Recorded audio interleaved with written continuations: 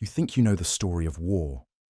Armored men, kings, knights, generals, men with swords and banners, men in charge, men remembered. But what if I told you that some of the fiercest, most terrifying warriors in history weren't men at all? What if the most shocking battles of the past were sometimes led, fought, and won by women? This isn't Joan of Arc. You've heard of her. This is the hidden history of women whose names you've never been told. Women buried with weapons, women who led armies, women who terrified empires. Forgotten not because they failed, but because historians decided they didn't fit the story. For the next few minutes, I'm going to drag you through battlefields soaked in blood, past smoking ruins, past the clash of steel and the screams of the dying, to show you the greatest women warriors history tried to erase. Let's start in the north. Picture a Viking raid. The longships slicing through the mist, dragon heads carved into their prows. Warriors leap ashore, axes raised, shields clashing, and among them, women. For centuries, scholars dismissed the idea of Viking shieldmaidens as myth, pretty stories, sagas exaggerated for entertainment. But then came a discovery in Sweden. A grave in Birka, discovered in the 1800s, filled with weapons, swords, arrows, 2 horses, a full warrior's kit. Everyone assumed it was a man. Generations of historians insisted on it, until DNA testing in 2017 proved them wrong. The bones were female, not just any burial. This was a commander's grave. The weapons weren't ceremonial. This was a woman who led men into battle, buried with honor as a warrior. And she wasn't alone. Archaeologists now admit dozens of supposed male warrior graves turn out to be women. They were buried with swords, spears, even axes stained with blood. The sagas spoke of shieldmaidens, women who fought alongside men, and now we know they weren't just legends. These women stood on the prow of longships, stormed fortresses, and carved their names into Europe's fear of the Norse. Imagine the shock of a Saxon soldier thinking he faced only men, only to be cut down by a screaming woman with an axe. Across the world in Japan, another legend turned out to be truth. Her name was Tomo Gozen. Late 12th century, the Genpei War, a brutal conflict that tore Japan apart. Chronicles describe her as a warrior of terrifying beauty and skill. She rode into battle armed with a longbow and a curved sword, her armor gleaming. One account claims she decapitated enemy soldiers in front of hundreds, her blade so fast it seemed to flash like lightning. She fought not from the rear, but in the front lines, commanding men twice her size, her name whispered in awe. And Tomo wasn't an exception. Japan had a class of women warriors known as onna-bugeisha, noble women trained in the use of the naginata, a polearm with a curved blade, perfect for keeping enemies at bay. In times of siege, they defended castles, sometimes standing on walls, hacking down armored samurai with vicious precision. In one siege in the 16th century, women fought so ferociously that when the castle finally fell, enemy commanders admitted they lost more men to women than to men. Think about that. Armies of samurai broken by women defending their homes, and yet the image of the samurai remains male, because history decided women with weapons didn't belong in the story. Now let's turn to Africa, where warrior queens didn't just fight, they ruled. Take Amanirenas, Queen of Kush in the 1st century BC. When the Roman Emperor Augustus pushed south, conquering lands along the Nile, he expected another easy victory. Instead, he met Amanirenas. Blinded in one eye by an arrow, she led her armies herself. Ancient writers describe her as brave beyond measure, charging at the front lines, terrifying even hardened Roman legionaries.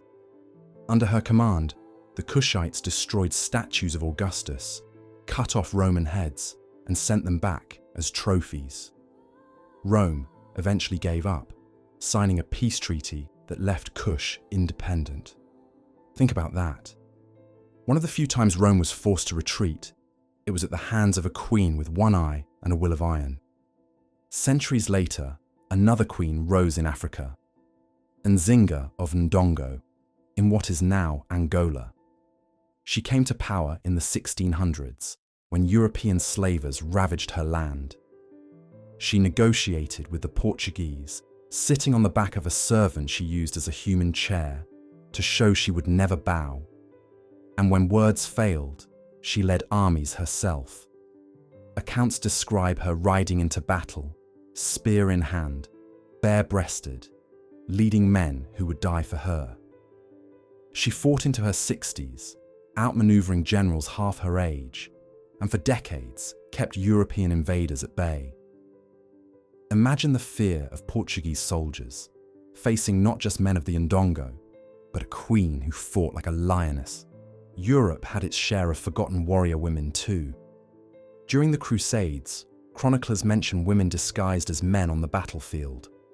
In the First Crusade, when Jerusalem was stormed, among the bodies found later were women in armor, cut down, fighting.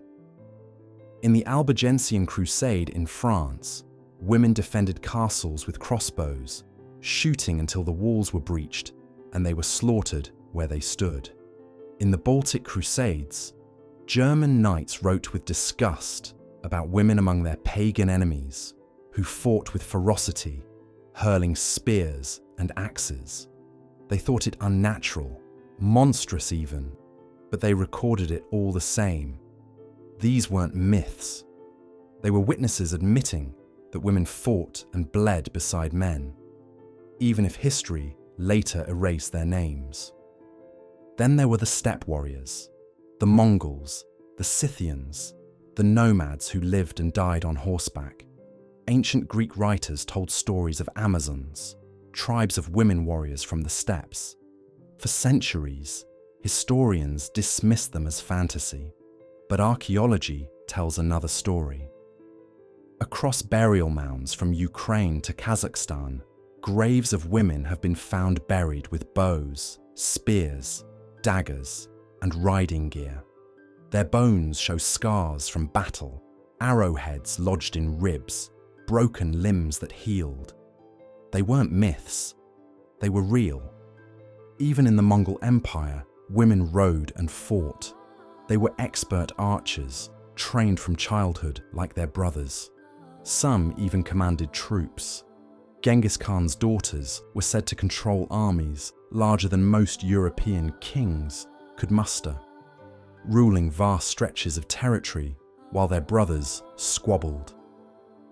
And when men died in war, women filled the ranks, ensuring the steppe thundered with hooves, whether male or female. But perhaps the most shocking truth is not that women fought, it's that they were erased. Chroniclers twisted their stories, turned them into curiosities, dismissed them as exceptions. When archaeologists found graves with weapons, they insisted the bodies must be male. When they found scars of battle, they said they were symbolic. For centuries, the idea that women could be warriors was too disruptive, too threatening. Better to bury the truth with them. But the bones don't lie. The weapons don't lie. The chronicles, even when disgusted, don't lie. Women fought. Women commanded. Women terrified empires. Picture it. A Viking shield maiden leaping from a longship, axe raised, screaming as she hacks down a Saxon guard. A Japanese onna-bugeisha standing on the walls of her castle, her naginata slicing through samurai helmets. Amaniranaz, blinded in one eye, lifting her spear and charging at a Roman shield wall. Nzinga, riding into battle in her 60s, her war paint glowing red under the African sun. A steppe warrior burying an arrow in a Greek soldier's chest, her horse thundering past as he collapses into the dust. These are not myths. They were flesh and blood. They fought, they bled, they killed, and yet most of their names are gone, their stories silenced, their victories attributed to men, because history was written by those who decided women belonged in kitchens and cloisters, not battlefields. But the truth is still there, in the graves, in the chronicles, in the scars. The greatest unknown warriors were women. And the fact that you've never heard their stories is not proof they didn't exist. It's proof that history has lied to you. That's the hidden truth of women at war. They weren't rare. They weren't impossible. They were erased. And every time you imagine war as a story of men only, you continue that erasure. If this shocked you, subscribe to Hidden in Time, where we unearth the stories history tried to bury, because the past is darker, stranger, and far more complicated than the version you were taught.